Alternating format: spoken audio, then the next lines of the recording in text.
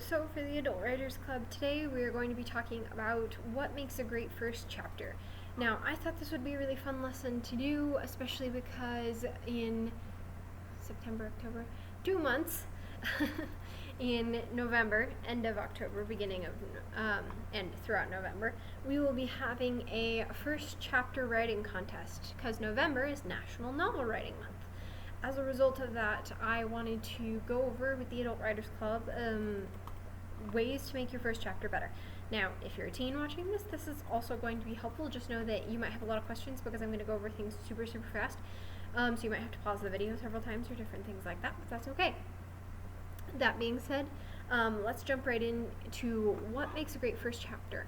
These things that I'm going to be talking about are all going to be concepts that I'm going to consider while judging your story, and also going to be things that the other judges are going to consider as part of the grading sheet. If you want an official grading sheet that gives you like what we grade on, just logistics, then I'm more than happy to give you one of those at the front desk come November. However, for now, this is going to be the video, and I'm going to make sure that I go over all the things that you can do to make it better and to avoid those mistakes, even though I'm not going to be talking directly about how we grade. Alright, so the first sentence has to have something that intrigues us as a reader, whether it's drama, action, or even mystery. Now, in the past I've said drama or action, but I consider mystery to fit under the action/drama category together. That's why I haven't mentioned it in the past. So, that being said, the reason I say the first sentence has to be this way is because of the fact that, especially in today's modern age, we have, as writers, about 7 seconds before we lose the attention of our reader. That means the first sentence has to be alluring enough that they want to keep reading. It also means that the first paragraph has to be alluring enough. And if your first sentence isn't alluring enough, your first paragraph probably isn't alluring enough either. However, that being said, now what does drama, action, or mystery look like? It doesn't have to be like, and they're having a car chase. It can be something as simple as they're sitting in their room thinking about how this is an example from a book called Meeting Twilight that's going to be published in September that I helped edit. She's sitting in her room, and originally she's moving around some boxes, and I was like, well, that's not terribly interesting, but later on she had about 2 or 3 paragraphs down this line that I was like, yes, if you could just make that the first line, then we can really relate to her. And she basically talks about how the mustard yellow color of the walls is the one thing that she was glad to be rid of when they're moving. And that's something that makes us like intrigued. We're like, okay, so she's moving, and she's upset about it. But she's kind of happy about it too because she's glad to be away from this house. So why did they even move to this house if she doesn't like this house? It gives you with more questions and mystery.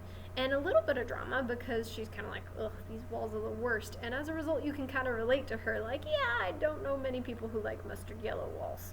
Maybe mustard yellow shoes or a dress, sure, but walls is a little much, you know. Great for you if you love mustard yellow walls. But I felt that really helped people relate to the character more. And the moving scene was very important. It was very pivotal ultimately later on in the story, so you couldn't get rid of it. But at the same time, you had to find a way to make it more interesting in the meantime. And that helped give you a likability of the character and give you kind of that intrigue and drama that you're looking for.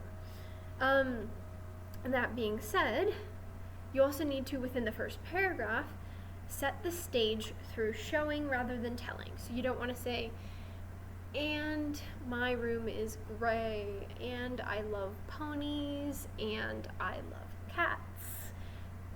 That's not very interesting, right? Unless it's a 2-year-old telling you a story, in which case that is adorable.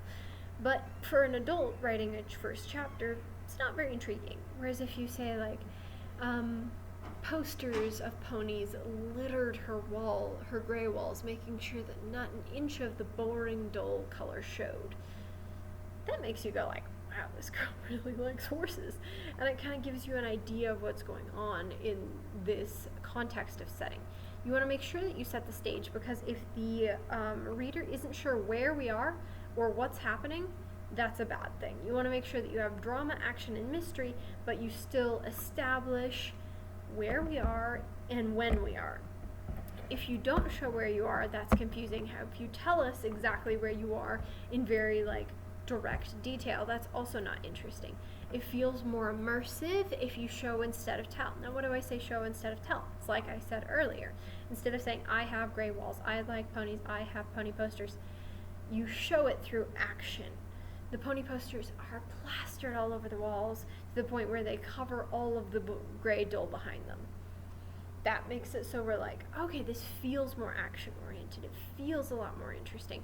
Rather than being stated like a fact, it feels a little bit more intriguing. Or for example, if you were to describe a person, you could say her black braids whipped in the wind as she rode on horseback.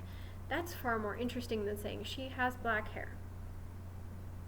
Doesn't feel as intriguing, especially because it helps set the stage as well. The wind whipping through her hair indicates outside. The wind whipping through her hair indicates that she's either running or, in this case, on horseback. And so as a result, it helps us evolve the image into what you're thinking and help us also immerse ourselves in detail. That being said, we also have the issue of making sure that the characters are relatable and likable. Now, how do you make your character relatable and likable? Well, there's a couple things you can do that make a reader want to follow them. You can make them a protector, so immediately in the first chapter you have to do something that's defending someone, or doing a good deed, like rescuing a kitten. That helps them give the protector vibe. Or you can have them have a quirk that we relate to, where they're shuffling things and organizing books and things like that. Some people love organization, and so the people who do that will be like, ooh, someone like me. You can also have them have a secret that they're keeping from the reader, and so as a result you're kind of I want to know what that secret is, so I'm going to keep reading. You can also have them be treated unfairly. Very commonly it makes it much more relatable if we see a reader who is bullied or who is belittled or who is for some reason toxically treated, because of the fact that we all feel like we've related to that at some point or another. The last thing is friends. Now, with this, I would say a diverse cast can really help us find someone to relate to, even if it's not the main character. So as a result of that, you feel like you want to keep reading because you like one of the characters, even if you don't like the main character yet. This gives you a little bit more leeway within the first chapter to get to know your character a little bit more. That being said, make sure that you don't have too many. I would say for a first chapter, 3 people's good. If you have any more than 3, it's going to start getting really complicated. Slowly introduce your massive cast. If you have a cast of 20 people, that's great. But make sure you introduce it slowly throughout the book and not all at once. That's going to make it too intense for us, especially because it makes it feel like you're info dumping, which is when you just tell us all the information up front. Basically just say, there was a magic wizard, and this magic wizard was evil, and I have a bunch of friends, and then we're going to take all the friends, and they all get kidnapped by the magic wizard, and that's too much. But if you have them introduce them with their friends, and then introduce that there's this foreboding figure, and then have the foreboding figure kidnap them, and they're the evil wizard so-and-so. That feels a lot more natural. Next thing you want to do with your first chapter is make sure you set the genre. You want to make sure it's obvious from the get-go exactly what genre this is. You want to make sure that we're not confused. The reason why is because if you start with a murder, we're expecting murder mystery. But if you start, or horror. But if you start with a murder and then you're suddenly it's a romance, and forget the murder ever happened, that's a problem.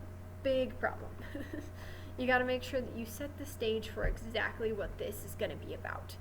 And when I say set the stage, I don't just mean with the background like we were talking about earlier. Make sure it's genre appropriate.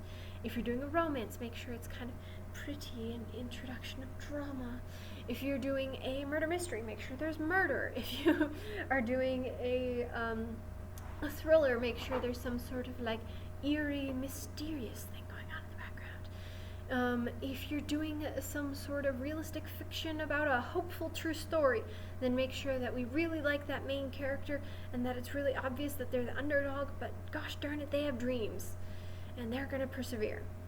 Those are all things that are important to make sure that you establish.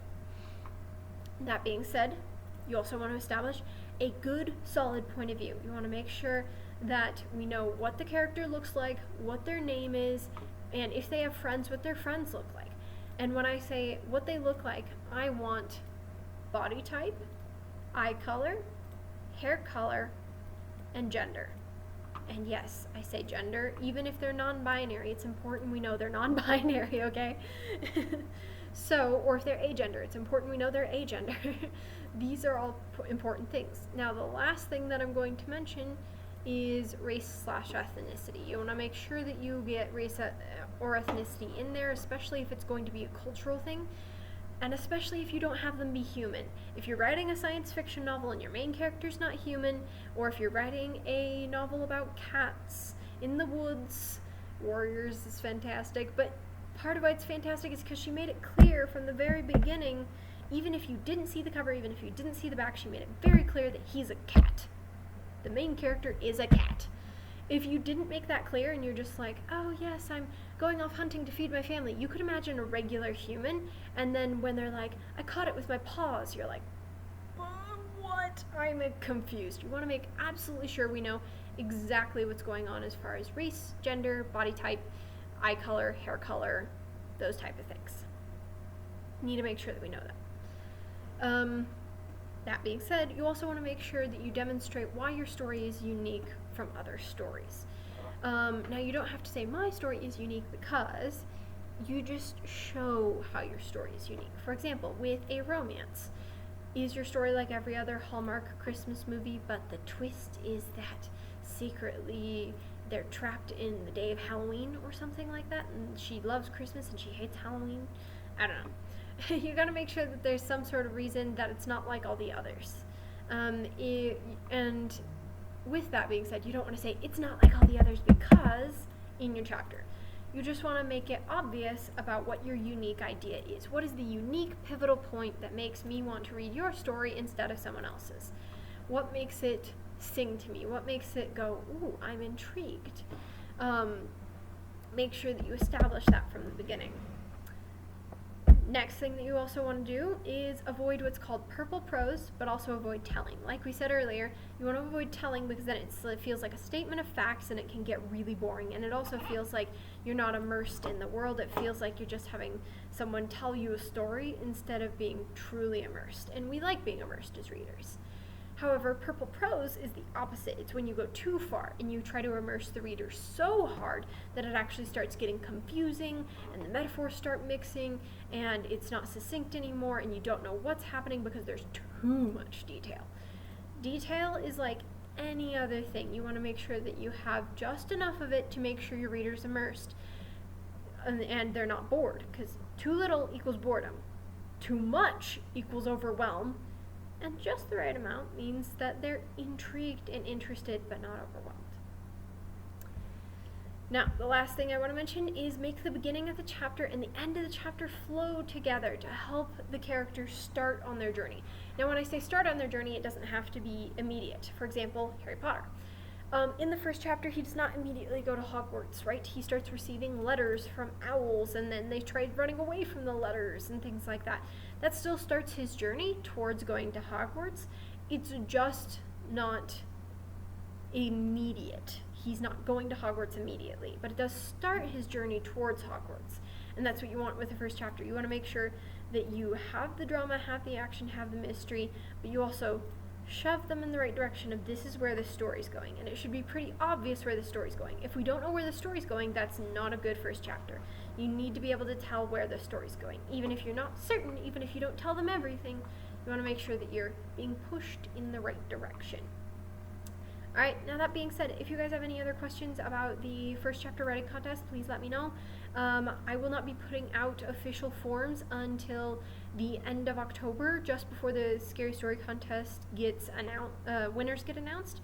I'm going to be plugging it at that Scary Story contest award night, and then I'm also going to be plugging it throughout November, and then the last day of November is when you can turn it in for the first chapter contest.